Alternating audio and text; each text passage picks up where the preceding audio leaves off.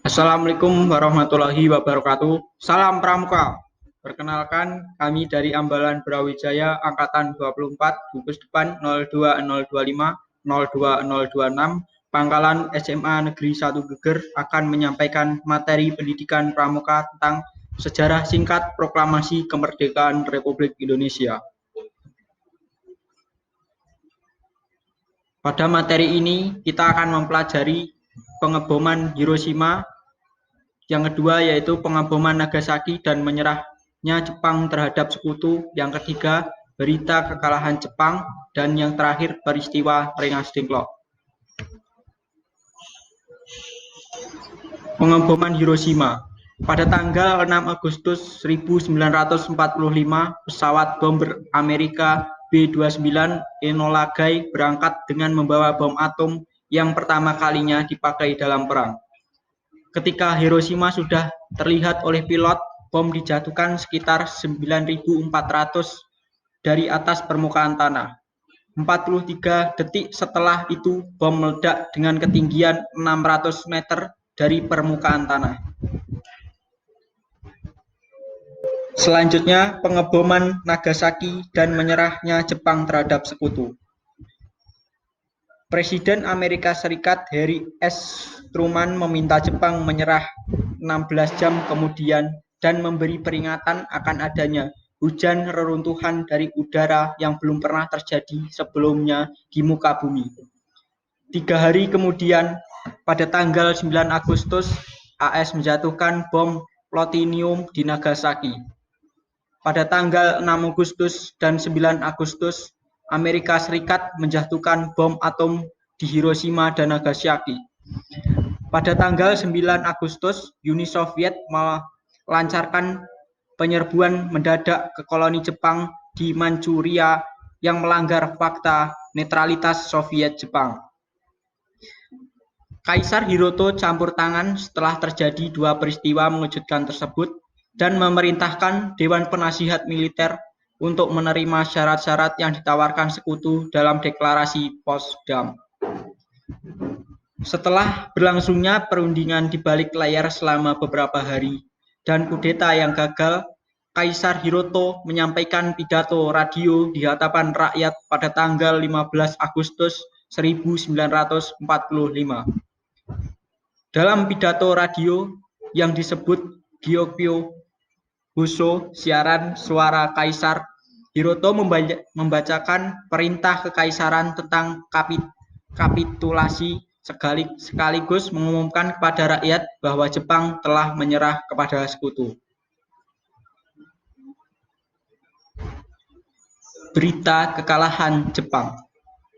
Kekalahan Jepang atas sekutu sudah dipastikan setelah dua kota besar Hiroshima dan Nagasaki dibom dalam waktu berdekatan. Meski begitu, Jepang masih mencoba menutupi kekalahan dengan memperlambat penyebaran kabar tersebut. Hingga pada 13 Agustus, kabar kekalahan Jepang ini resmi diterima operator telepon dan telegraf PT Bandung pada tanggal 13 Agustus 1945. Pesan ini kemudian diteruskan kepada para pemuda di Jakarta agar mendesak pemimpin-pemimpin bangsa untuk segera memproklamasikan kemerdekaan Indonesia. Golongan muda berpendapat kabar kekalahan Jepang ini merupakan sebuah momentum bagi rakyat Indonesia untuk mengumumkan kemerdekaannya. Karena jika tidak segera dilaksanakan, Indonesia akan kehilangan kesempatan untuk menjadi negara yang merdeka. Pada waktu yang sama, Soekarno, Hatta, Rajiman Medyodiningrat masih dalam perjalanan dari Vietnam. Ketiga tokoh nasional itu baru saja menghadapi Panglima Perang Jepang untuk Asia Negara, Jenderal Terauchi di Dalat, Vietnam. Panglima Terauchi menyampaikan keputusan pemerintah Jepang yang memberi janji kemerdekaan bagi Indonesia. Menanggapi kekalahan Jepang oleh pasukan sekutu itu, Hatta menyampaikan, soal kemerdekaan Indonesia datangnya dari pemerintah Jepang atau dari hasil perjuangan bangsa Indonesia sendiri. Tidaklah menjadi soal karena Jepang sudah kalah. dalam aktivitas bawah tanahnya. Syahri telah mendengarkan radio yang tidak disegel oleh pemerintah Jepang. Dari radio itu, ia mengetahui Jepang sudah menyerah kepada pasukan sekutu pemimpin Amerika Serikat. Peristiwa Rengas Dengklok. Pada tanggal 6 Agustus 1945 pukul 3 pagi, golongan muda membawa Soekarno dan Hatta keluar kota. Rengas Dengklok pun dipilih menjadi tujuan utama golongan muda karena letaknya yang strategis dekat dengan pembela tanah air, yaitu PETA. Pukul 6.30 pagi, Bung Karno dan Bung Hatta tiba di kecamatan itu. Keduanya pun disambut meriah oleh rakyat Rengas Dengklok.